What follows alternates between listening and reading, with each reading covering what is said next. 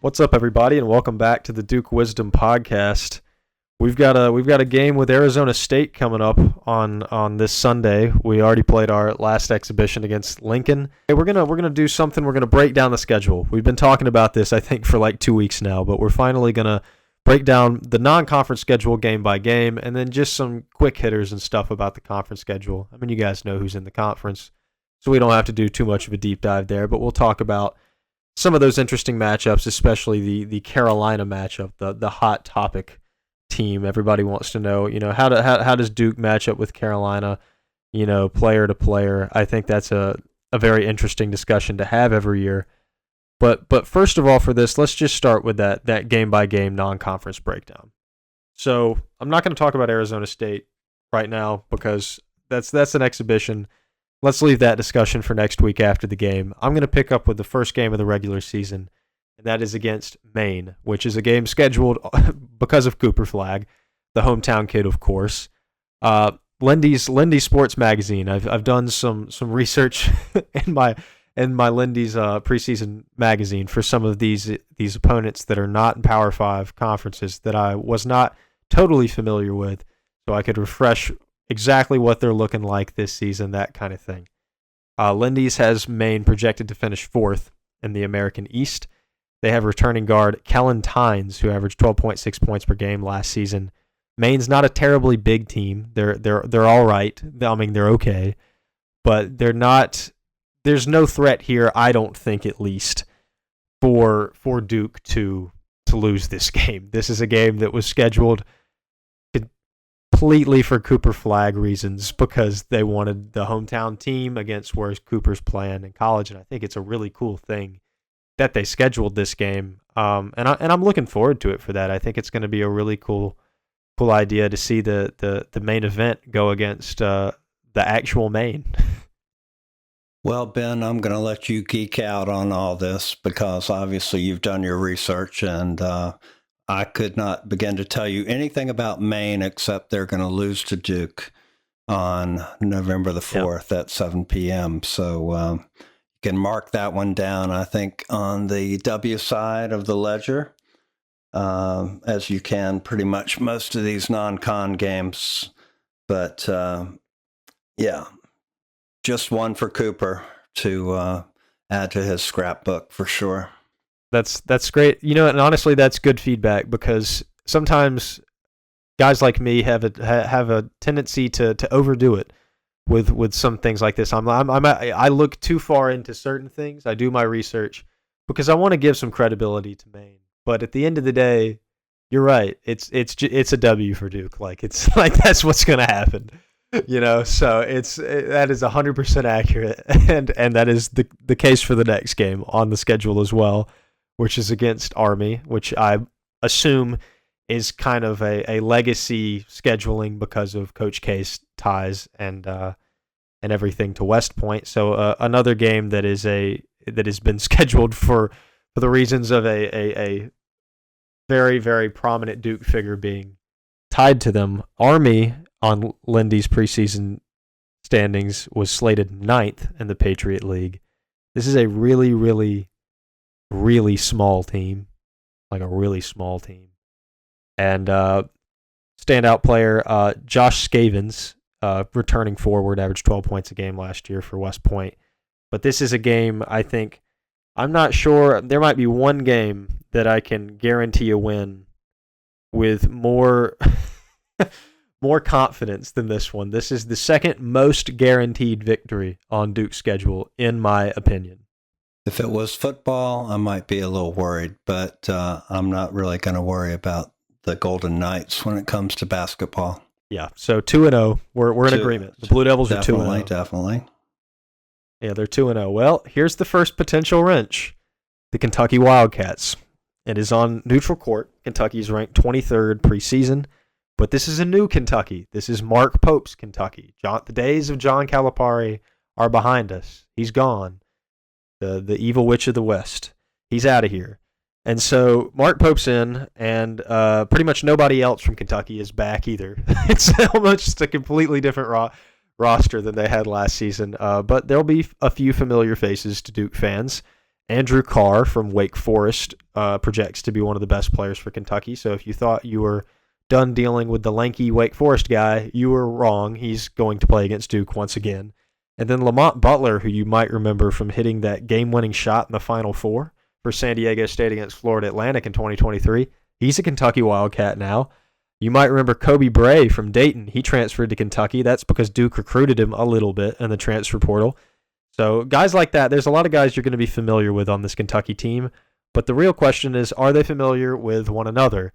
So there's a lot of moving pieces at Kentucky, and are they all going to fit together and be able to play as a cohesive unit?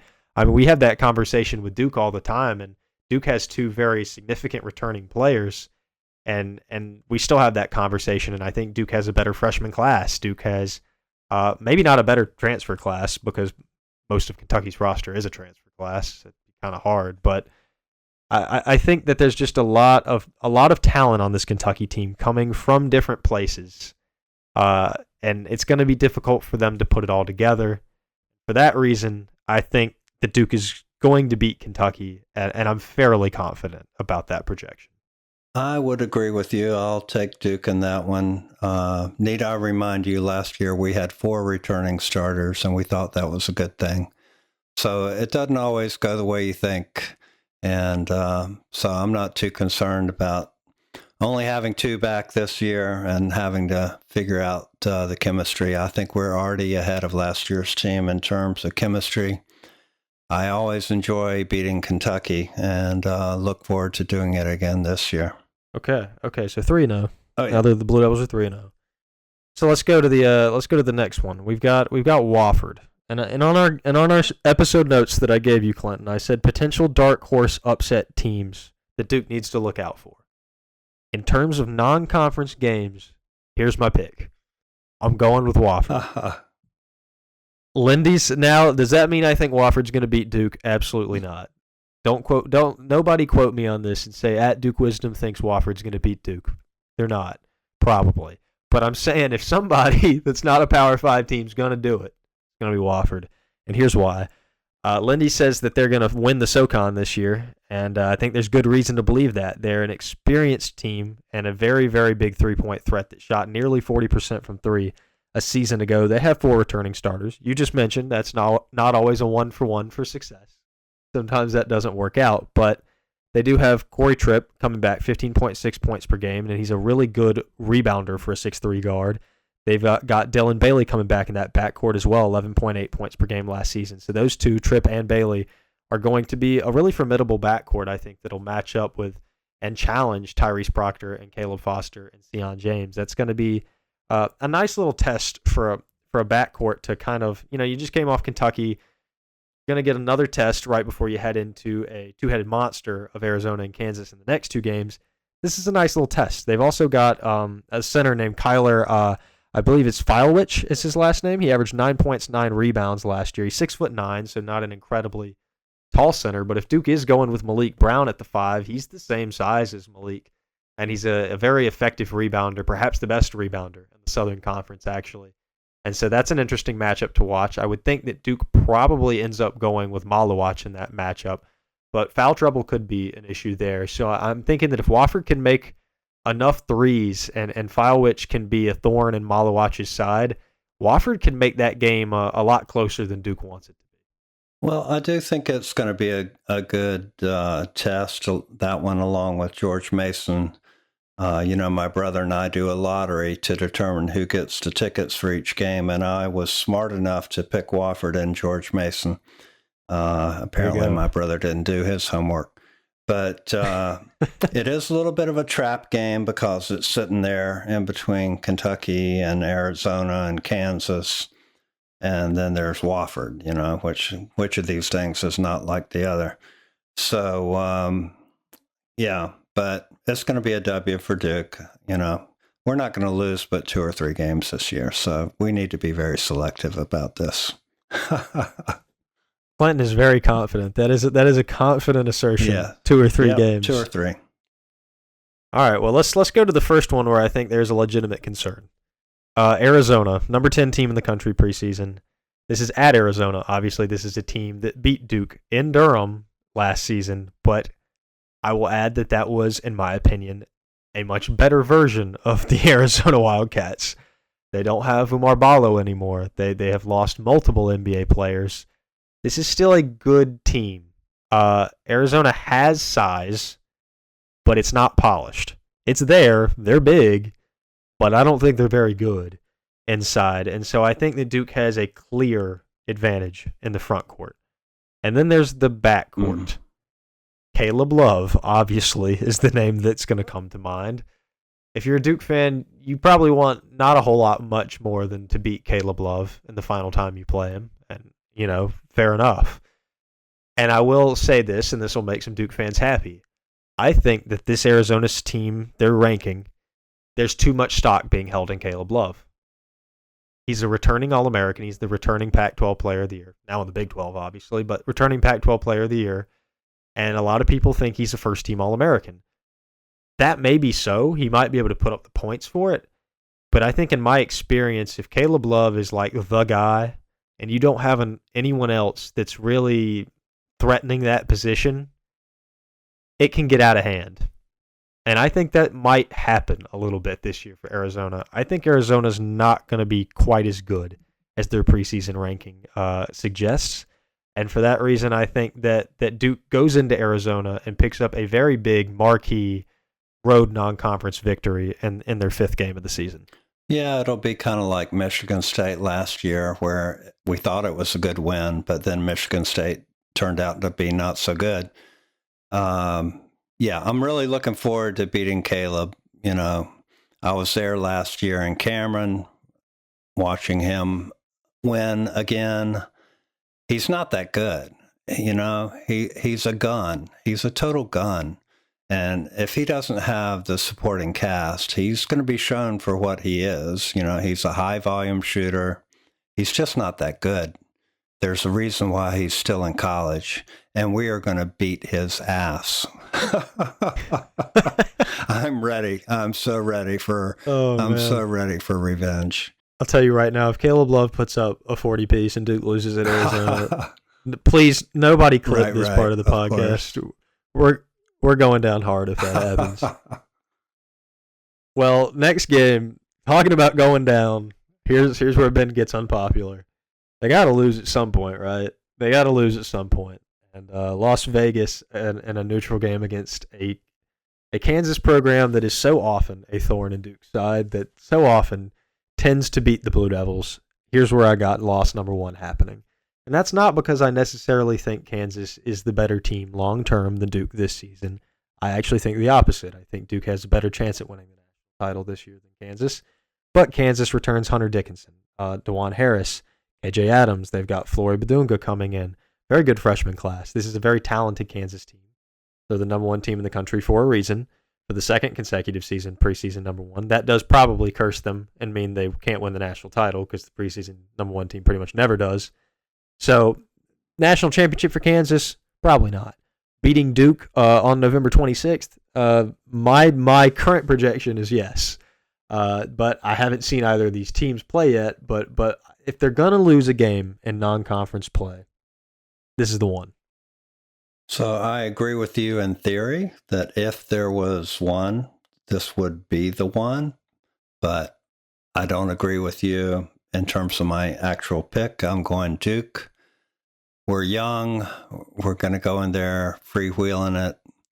And we're going to come out of there probably the number 1 team in the country, because we will still be undefeated when we leave Las Vegas. Yeah, I would say it would be a shoo-in if Duke wins both of those games against Arizona and Kansas. That is the number 1 basketball team in college basketball. Somebody's got to do it, Might as well be us. Somebody's got to be the number 1 team. I guess that's true. And well, here's my thing. If this team goes undefeated in non-conference play, I am fully on board. I think this is the national champion that we're talking about, because very few Duke teams are able to do that, especially with the kind of schedule we're looking at right now. And so if they get out of this non-conference slate and they are 10-0 because they don't play Illinois until very late in the season, I'm convinced. I'm very much convinced that this is a national championship quality team, But I still have my slight reservations, which is why I think that they're coming out of non-conference play. Well, they've also got that Louisville game sandwiched in there. So let's say they're either going to be 10-1 or maybe even 9-2 if something goes wrong. That's where I'm at. But you're at. It sounds like you might be at 11-0. Well, 11-0 would take us through which game? Through that would take us through George Mason. Oh, okay. Well, Auburn. Yeah, we're going to beat Auburn. Louisville, now that you mention it, Louisville's supposed to be surprisingly better than they were last year. Yeah. It'd be hard to be worse. Could be a trap game. Yeah, could be a little bit of a trap sitting there. Duke always loses at least one game that they're not supposed to, where they just lay an egg. And it normally happens in Winston-Salem or Raleigh. Last year it happened in Georgia, in Atlanta at Georgia Tech. And but Tyrese got injured during that game too. So, but there's always going to be that one unexpected loss, and then maybe a couple of losses that are not so unexpected. So, I still think they're going to lose maybe 3. But no, I think they're undefeated through George Mason. Right. Okay. Well, let's run down those last 4 non-conference games real quick. After Kansas, you've got Seattle, projected to finish second in the WAC. They've got guard John Christophilus. He averaged 12.7 points per game last season. They lost a lot, but did quite well in the portal to replace. Seattle is probably the second best, or maybe third best, non-Power 5. Probably third. I think. Well, I don't know. It's close between them and George Mason, but they're up there. They're top 3 in terms of non-Power 5 opponents that Duke will play this season, with Wofford probably being at the head of that. And then after that Seattle game, which I believe we're both in agreement is a victory, we've got Auburn, which is an interesting one. So this is the last big time non-conference matchup. Number 11 team in the country, Johnny Broome, obviously projected first team All-American, 6'10" senior. A lot of solid returners at Auburn, actually. And some good transfer portal additions, including Georgia Tech Yellow Jacket. You just mentioned Georgia Tech beat Duke last year. Miles Kelly is now at Auburn, and so will continue to be a thorn in the Blue Devils' side. But the one caveat to this, they're playing it in Cameron Indoor Stadium. Normally, if this game was being played in Auburn, I would have already put the L on the schedule. It would have felt like this is a trap. They're going to lose this game 100%. But because it's in Cameron, and because I'm thinking they're losing to Kansas 2 games prior, I'm like, they're going to get their bounce back, and they're going to beat Auburn. You think they're just going to roll right through Kansas and Auburn. So what do you think goes into that mentality against Auburn? How did they not get worn down already having beat Kentucky, Arizona, Kansas? Well, there's the Cameron bump, of course, even though that didn't really pan out against Arizona last year. And isn't Bruce Pearl the coach? Yeah, so that's good for at least 5 points, maybe 10. So I'm not worried about Auburn. They're a wannabe, and if they were playing at Auburn, I agree with you. They might take a L like they did at Arkansas last year, but it's in Cameron, and we got to defend our home court. So I expect us to do that. Want to join a community of Duke accounts publishing news, theories, and predictions on Duke athletics? Join the Duke Wisdom Network. Just go to dukewisdom.org/join network today and fill out the form with your name and social media. Or you can DM at Duke_wisdom on Twitter or Instagram. Become a part of the community of Duke fans publishing their takes today. Again, that's dukewisdom.org/join network to DM at Duke_wisdom on Twitter or Instagram. All right. Okay. We've got the toughest opponent of the year up next. We're gonna need to bring Stanley Borden in to ward off Incarnate Word, who's projected to finish 8th in the Southland. My notes on Incarnate Word are bad defense, not much returning talent, and Stanley Borden minutes probably incoming. This is more than likely the worst team Duke plays all season. Army might give them a run for their money, but I think this is probably the worst team Duke plays. You skipped to Louisville. Did you do that on purpose? I did do that on okay. purpose because I'm going to include them in conference discussions. All right. Yeah, so I think this could be the upset. Incarnate, they've got it going on from what I hear, but I think we'll probably eke it out in double overtime. Yeah, takes down Kentucky, takes down Arizona, Kansas, Auburn, no problem. Yeah. But Incarnate Word comes in, Cameron. No. That's when we start shaking in our boots. Yeah, they got Jesus on their side, so that could be a problem. That could be a huge problem, honestly. The last game for non-conference is George Mason. You talked about them. They're projected to finish 7th in the Atlantic 10. They've got a couple of good returners. Darius Maddox, 14 points a game last season. They've got Katie Johnson, actually, who's a transfer from Auburn. So that's an interesting dynamic there. George Mason's a good team. A-10's a good conference. Obviously, I think this is a nice little test before Duke gets into the bulk of conference play. It's not a game that George Mason's likely to win, but it could be another one of those situations like Wofford where at halftime you're like, why is this game so close? It feels like one of those kind of games. Right, and they always give people trouble in the tournament. They always have a good team. It's the holidays. The students will be away, so the gym has totally different feel when they're on break.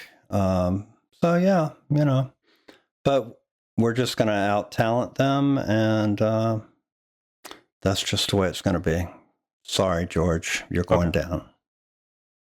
Sorry, George. Let's do conference. Let's do some conference stuff. We're not going to talk at length about anyone right now besides maybe a little bit on Carolina, just because we'll get into it eventually. We'll get into it. We're going to be talking on this podcast a lot, but let's do that Louisville game because I just want to do a game by game. Do you think they're going to win? Basically, a yes or no. Duke at Louisville, December 8th. They winning that one?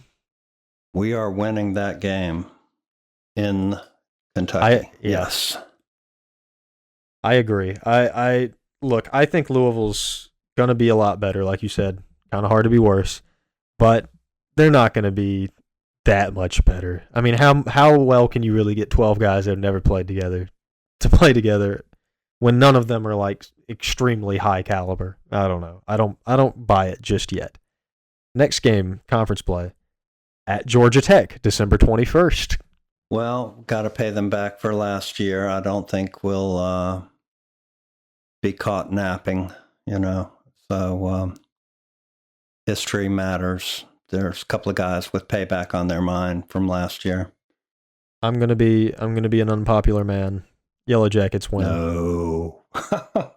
Like you said, they're gonna get caught napping at some point, and they're taking a nap in Atlanta, Georgia. That's where they got a nap somewhere, and I'm looking at the rest of the schedule, and I just can't see it happening anywhere else except maybe that Louisville game for some reason. But this one's a pick that I can see it happening. I can see maybe like Georgia Tech's not going to be a bad team this year. They brought Nathan George and Baidongo back, so they've got a lot of returning talent. All right. Well, I see my nap coming later, so I'll let you know when it gets here. All right. Yeah, you let me know. Is the nap coming against the Virginia Tech Hokies in Cameron Indoor Stadium? I really hope not. No. That one's going to be a bloodbath. Hokies are going down. Yeah, the Hokies are not good this year. If the listeners are not privy to what's going down in Blacksburg, Virginia Tech's not going to be very good at basketball this season. Then Duke at SMU, January 4th. SMU plays basketball? All right. Yeah. Who knew? Well, then I got to pick Duke because I know we play basketball. Yeah. The only thing I know about SMU basketball, I know a couple things. I know Shimmy Ojale and Sterling Brown played there. I don't know a whole lot about them in the last maybe 8 seasons. I don't know what they've done. I don't think they're supposed to be that good. What I do know about them this season is they have Boopie Miller from Wake Forest, who decided playing at SMU was going to be better than Wake Forest for a reason, unbeknownst to me. Probably cash dollars. Yep, that is probably the reason. But that said, I don't think Boopie Miller is going to lead SMU to victory in that. Right. All right, next one, January 7th. Pittsburgh's coming to town. Jeff Capel, he's coming back to Cameron. What's going down? It's more revenge time. I believe somebody was dancing on press row last year.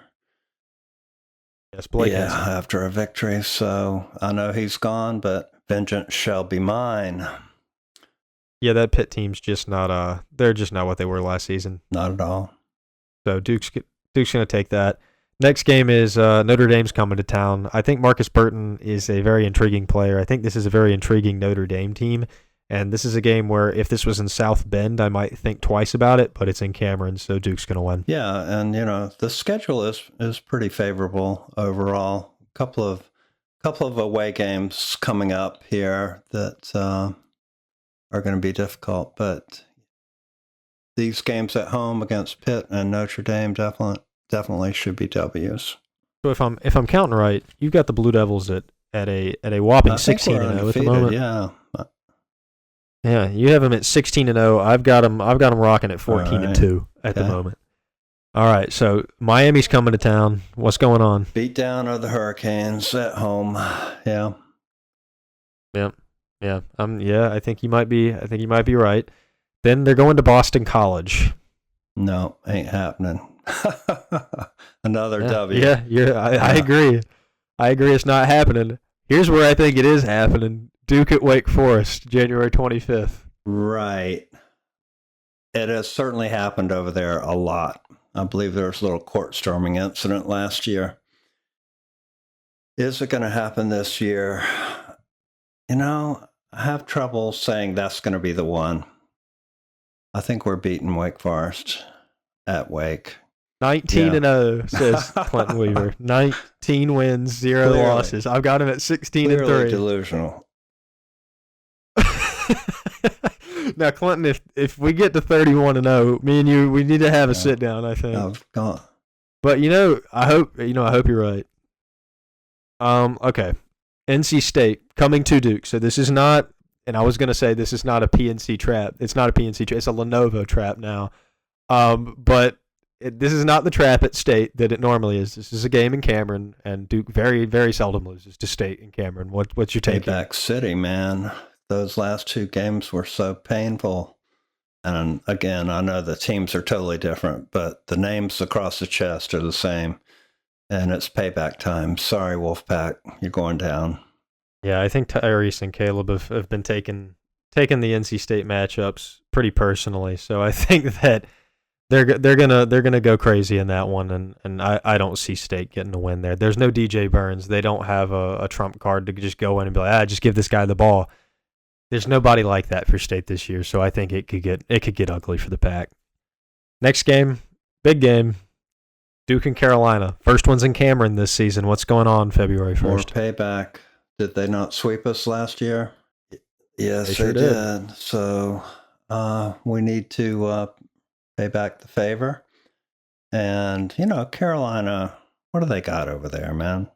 A couple of Lilliputian guards, a couple of hotshot freshmen who don't know what they're doing, and one big guy who has underperformed to date, Washington. So I wasn't that impressed with what I saw of them on TV the other day. It looks like, RJ was out, of course. But yeah, I'll tell you, the one guy I am impressed with was the guy with 33 points. Seth Trimble. Yeah, now, Seth why Trimble the hell did out he of not nowhere. stay in the transfer portal, man? He was the one guy. That would have been such a help, He was the one right? guy who needed to leave. He can hoop, man, and he can play defense. So he's sort of the X factor over there, as far as I'm concerned. But at home, payback time, they're going down.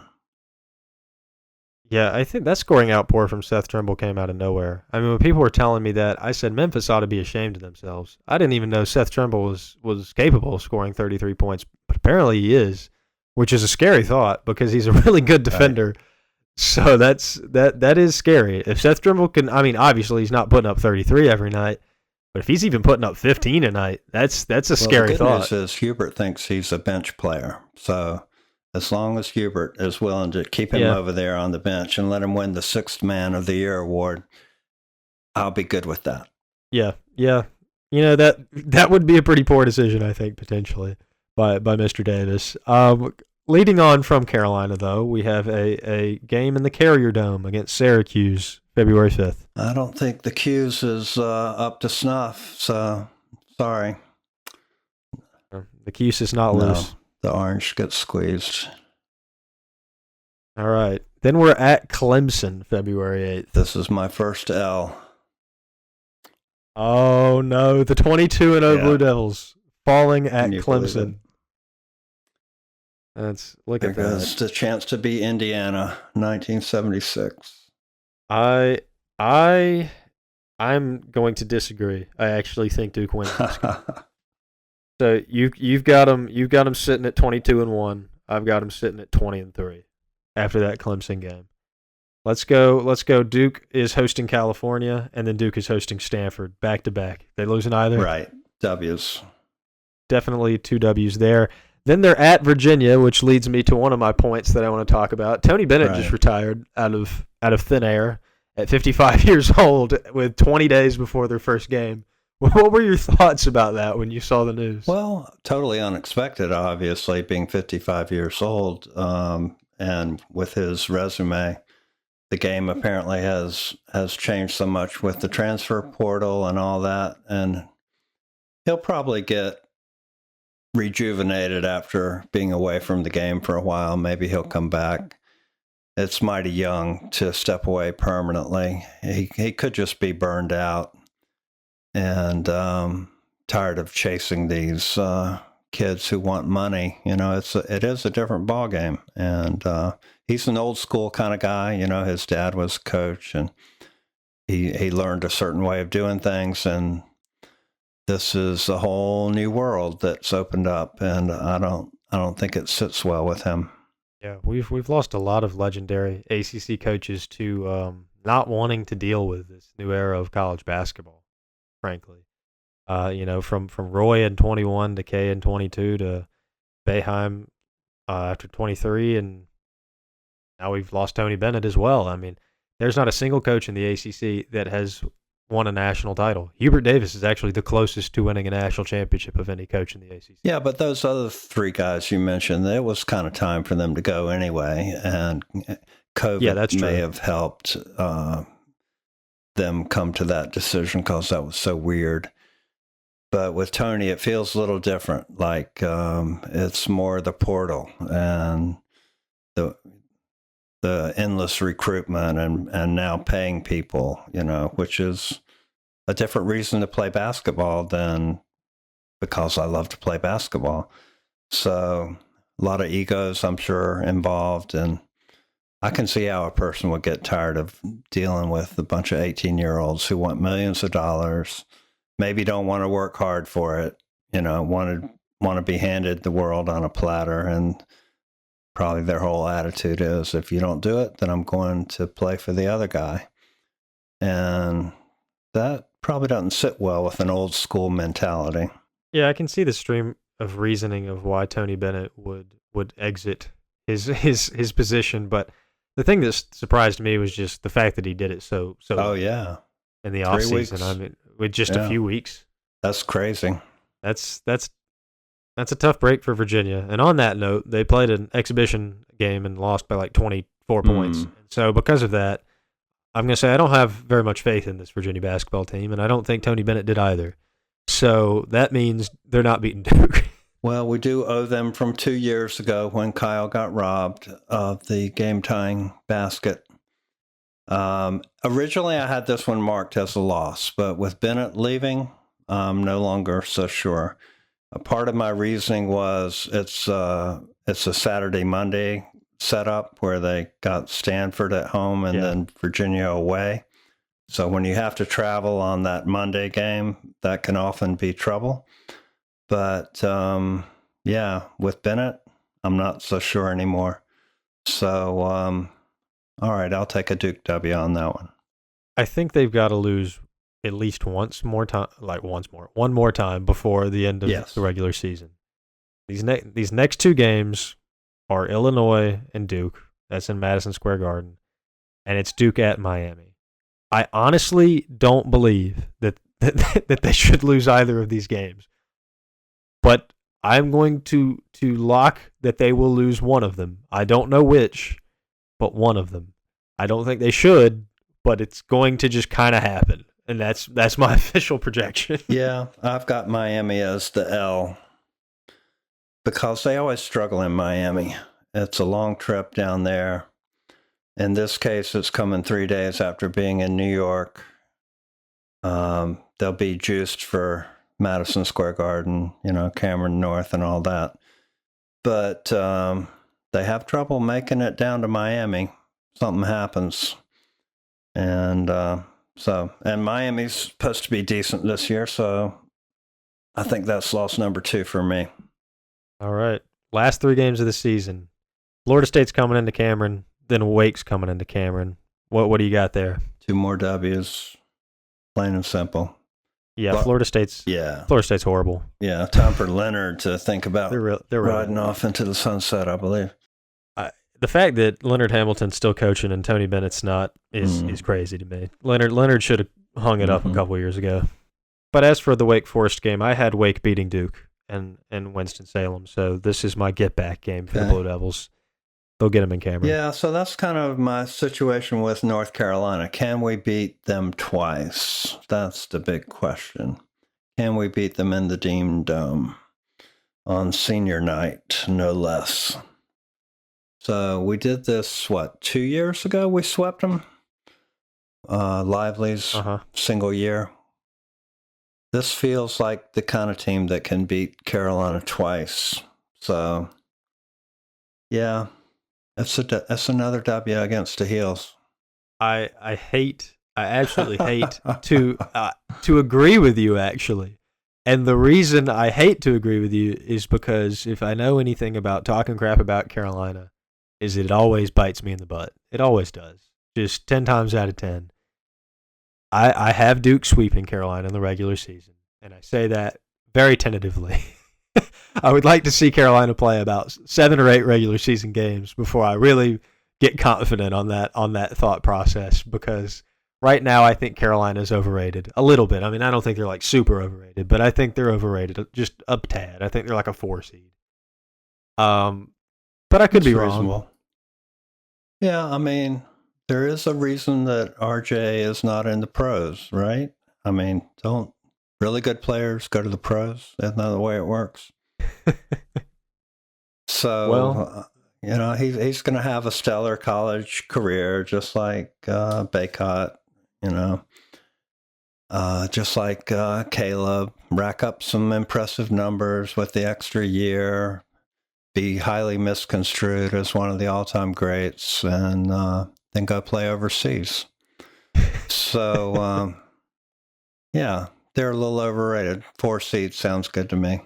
Well, that just about wraps up our UNC fans' favorite episode of the podcast.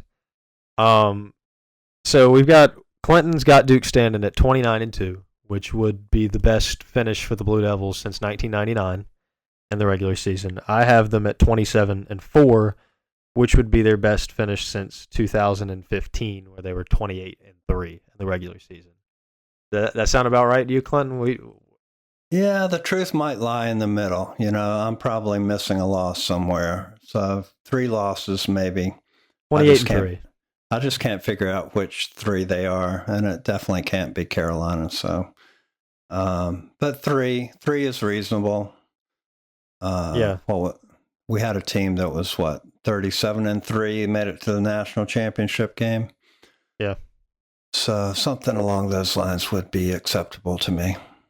Well, there you go. The official Duke Wisdom projection, a 28-3 season. And as always, thank you guys for listening. I look forward to everyone calling us out when we're wrong. It will happen, probably, at some point.